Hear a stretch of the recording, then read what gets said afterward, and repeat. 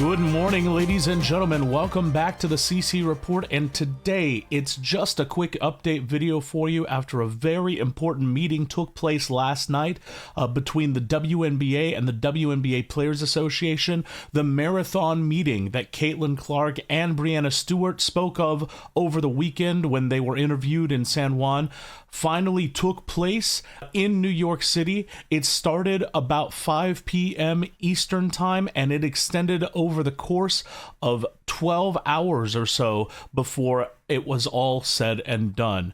We saw the players arriving at 5 p.m. We saw Cathy Engelbert and the WNBA's group arrive at around 5 p.m. and their negotiations started, and they did not stop until the players exited around 3 a.m. Eastern time, followed by the commissioner and her cohort exiting at around 5 a.m.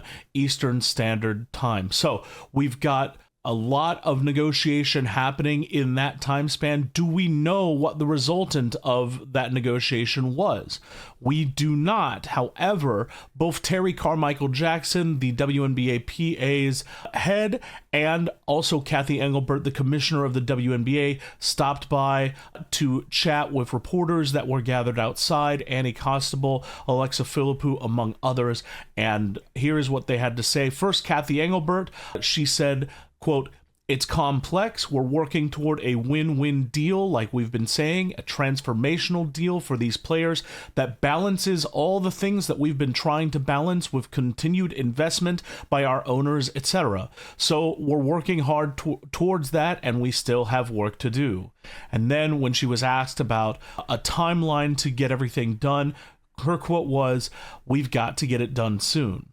Terri Carmichael Jackson also said, "I would describe the last 10 or 11 hours as a lot of conversation going in the right direction." And then she also followed up with, when asked about whether a deal would be reached soon, her answer was, "The only thing I'm going to say on that is that the conversations are continuing." So that's where we stand right now. After a 12-hour marathon negotiating meeting, we have no deal yet, but it sounds from both the league and the player side of things that discussions were positive, that things are moving in the correct direction. Now, as to my personal speculation on where things go from here, negotiations, generally speaking, in the research that I have done, start out from a philosophical standpoint, and there are two directly opposed philosophical standpoints in this particular negotiation in terms of the net versus gross revenue debate. At some point, once those philosophical discussions are resolved, either in one way or the other, then it starts coming down to numbers. And we've already seen some of that debate happen publicly as well. For example, the salary cap issue, the players wanted $9.5 million in salary cap space. The league wanted about $5.75 million in salary cap space.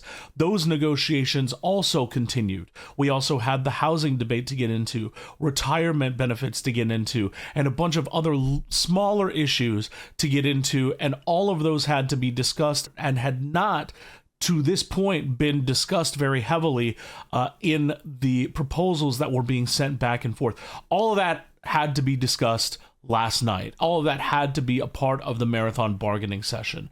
But at some point, it stops being about even the numbers, so to speak, and it starts being about the nitty-gritty details. It starts being about, instead of a big number, starting to zero in on the exact number that's going to appear on the page. Instead of the question being what is going to be in the CBA, the question is how is it going to appear in the CBA? What are the exact numbers and how do those numbers interact? All of those things are questions that have to be asked, and all of those things are questions that have to be resolved.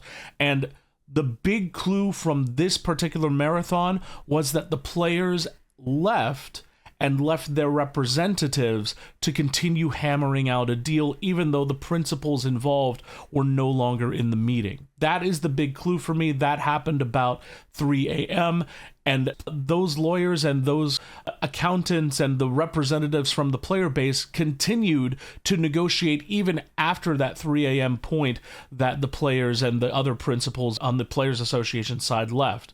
That to me means that there's a lot of nitty-gritty detail being ironed out, so to speak, in that meeting, and that they continued as long as they possibly could until, again, it was a 12-hour negotiating session, and at some point, everybody needs to get some rest. So that, I think, is what was happening. They worked and pushed as long as they could until they really couldn't do any more from a physical standpoint, and so at that point, they decided to adjourn. We haven't heard when the Players Association and when the WNBA are going to reconvene. One could assume that they would reconvene today, or at least the lawyers would reconvene today and continue the negotiating process, the detail ironing out that they had obviously begun last night. So that is kind of where we stand at the moment. It seems like, from the statements made by both Terri Carmichael Jackson and Cathy Engelbert, there was no pessimism that was happening. There was just, there needs to be some work that continues to be done. And so that work is diligently being done. It seems like that work is a lot of haggling about the small things, but the big things, the things that the principal actors need to be in the room for, that seems to all have been hashed out for the most part. In terms of a timeline, at this point, if what we have observed to be true is in fact the case, we could see a deal any day now. We could literally see a deal today. We could see a deal in a couple of days. We could see a deal by the end of the week. Obviously, time is a factor.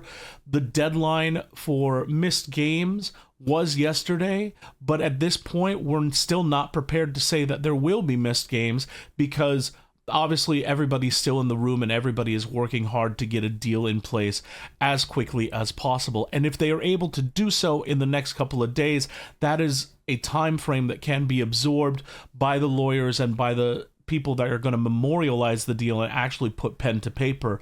That is something that they have a cushion built in for. So as long as we have a deal by the end of the week, probably, we're going to be in good shape in terms of making the calendar that the WNBA put forth a few weeks ago a valid calendar.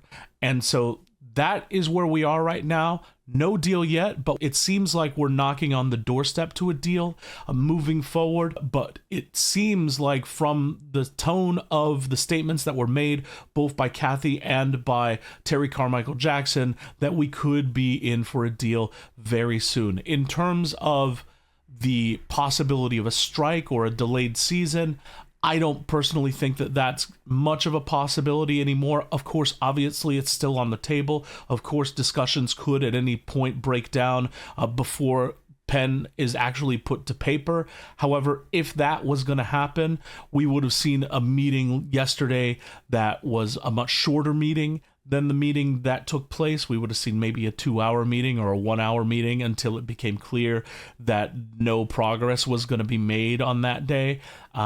At that point, we would be having a very different conversation. But because the meeting was of a marathon nature, because both sides were at the table discussing in good faith for literally 12 hours, I'd say that we are looking very, very good for a deal being done in time to save the season and in time to save the preseason even. So that is all excellent news. That is where we stand as far as the CBA is concerned. Just one other thing to note, obviously, as we observed yesterday, Caitlin Clark plays basketball for the first time in 239 days.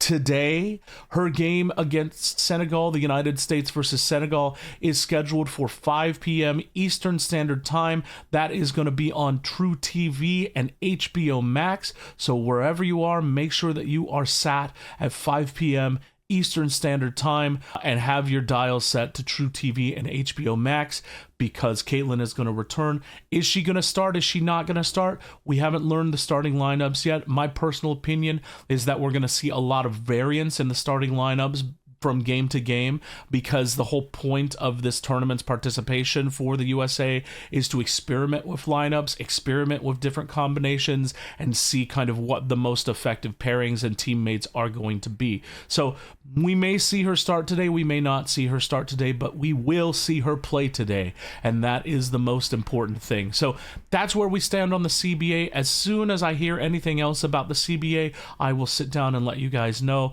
But also, enjoy the game today, guys. Have a wonderful day. Enjoy the game at 5 p.m. Eastern Time. I know I certainly will. I will be on Twitter live tweeting it along with the rest of you. And just enjoy Caitlin Clark, and hopefully we get this CBA resolved soon. All right, ladies and gentlemen, thank you very much. If you enjoyed the video, make sure to give it a like. Make sure to tell your friends. We are going to try to do these smaller CC reports when events warrant. But yeah, please let me know what you think. And ladies and gentlemen, we will see you in the next one.